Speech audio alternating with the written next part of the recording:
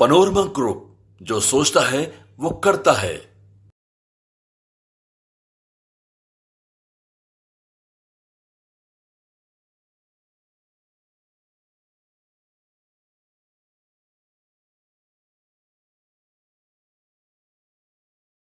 एक तरफ जहां सबकी निगाहें विधानसभा चुनाव पर टिकी हुई है, तो वहीं दूसरी तरफ अपराधी घात लगाए बैठे हैं और मौका देखते ही अपराध को अंजाम दे दे रहे हैं।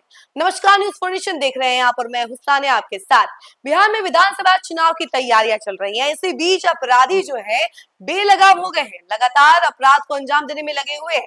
अगर प्रशासन की बात की जाए तो बिहार में प्रशासन भी सक्रिय है, लेकिन फिर भी कई सारे ऐसे अपराधी हैं जो कि प्रशासन की नजर से भी बच निकल रहे हैं और अपराध को अंजाम दे दे रहे हैं। दरअसल मामला भागलपुर से निकलकर सामने आ रहा है, जहां पर बीजेपी नेता बबलू यादव के घर पर दिन दहाड़े फायरिंग हो गई है और उसमें बबलू यादव काफी बुरी तरीके से घायल हो गए हैं। चलिए इसके बारे में जानकारी हम जरा आपको विस्तार से देते हैं। बबलू यादव उर्फ विवेकानंद प्रसाद के घर में घुसकर फायरिंग की गई है। घटना में नेता गंभीर रूप से घायल हो गए हैं। भागलपुर के पुलिस ने वरिष्ठ अधीक्षक हृदयकांत के निर्देश पर गठित विशेष टीम की मदद से 6 घंटे के भीतर 3 आरोपियों को गिरफ्तार कर लिया है। भागलपुर के तिलक मांझी थाना क्षेत्र के टीएनबी लॉ कॉलेज के पास घटना हुई है। गिरफ्तार आरोपियों की पहचान सूरज कुमार तांती, अशोक कुमार तांती और मिथुन यादव के तौर पर हुई है। उनके कब्जे से 2 देसी कट्टा और 4 जिंदा कारतूस बरामद हुए हैं।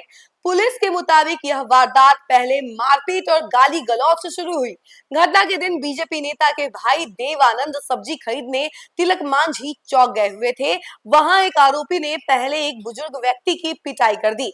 स्थानीय लोग आक्रोशित हो गए और आरोपी की पिटाई कर दी। सूचना मिलने पर मौके पर पुलिस पहुंची और आरोपी को हिरासत में ले लिया। थोड़ी देर बाद उसे छोड़ दिया गया। आरोपी को शक था कि देवानंद ने पुलिस को सूचना दी थी। इस पर वह अपने साथियों के साथ देवानंद के घर पहुंच गया और गाली गलौज करते हुए विरोध किया। बहस बढ़ने पर पहले मारपीट हुई, फिर आरोपी ने ताबड़तोड़ फायरिंग कर दी। गोली बीजेपी नेता विवेकानंद प्रसाद के सिर के ऊपरी हिस्से में लगी, जिससे वे गंभीर रूप से घायल हो गए। सिटी डीएसपी अजय कुमार चौधरी ने बताया कि गठित विशेष टीम ने तत्परता दिखाते हुए घटना के 6 घंटे के भीतर तीनों आरोपियों को गिरफ्तार कर लिया। बरामद किए गए हथियारों में 2 देसी कट्टा और 4 जिंदा कारतूस शामिल है। पुलिस ने कहा कि बाकी फरार अपराधियों की गिरफ्तारी के लिए इलाके में छापेमारी जारी है। इस घटना ने इलाके में सनसनी मचा दी है। स्थानीय लोग और बीजेपी कार्यकर्ता घटना के प्रति आक्रोश व्यक्त कर रहे हैं। पुलिस ने आसपास के इलाकों में सुरक्षा बढ़ा दी है और चुनाव से पहले कानून व्यवस्था बनाए रखने के लिए सतर्कता बढ़ा दी गई है। पुलिस का कहना है कि मामले की गहन जांच जारी है और जल्द ही सभी आरोपी न्याय के कटघरे में खड़े होंगे। इस कार्रवाई से यह संदेश दिया गया है कि कोई भी चुनावी माहौल को अशांत करने वाला अपराध बर्दाश्त नहीं किया जाएगा। तो देखा आपने कि पुलिस बल तो सक्रिय है, जिसकी वजह से देखा जा रहा है कि इन तीनों आरोपियों को गिरफ्तार कर लिया गया है।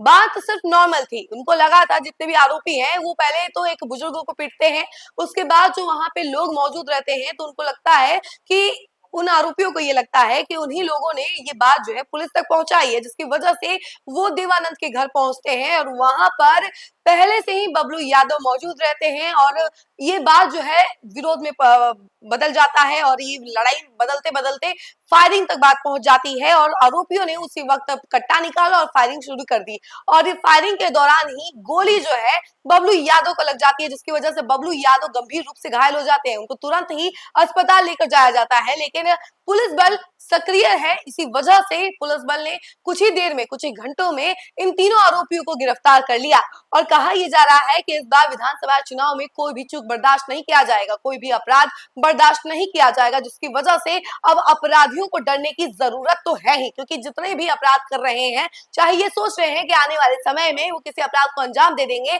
तो उनके लिए ये खबर बेहद जरूरी है, क्योंकि अब प्रशासन काफी एक्टिव है और कोई भी गलती बर्दाश्त नहीं करेगी, कोई भी अपराध बर्दाश्त नहीं किया जाएगा और चुनाव को लेकर वैसे भी प्रशासन पहले से ही अलर्ट मोड में है। तो देख लीजिए, अगर आपके आसपास में ऐसे कोई संदिग्ध हैं तो आप जरूर इस बात की रिपोर्ट पुलिस थाने में जाके करवाएं, ताकि कोई भी गड़बड़ी ना हो। तब तक के लिए बने रहे हमारे साथ और देखते रहे न्यूज़ फॉर नेशन। धन्यवाद। सूरज की पहली किरण के साथ जाग उठा बिहार, हर मत बने नई उम्मीद, हर कदम जिम्मेदारी। न्यूज़ फॉर नेशन की अपील, 6 और 11 नवंबर को घर से निकलें, वोट करें और अपने भाग्य विधाता खुद बने।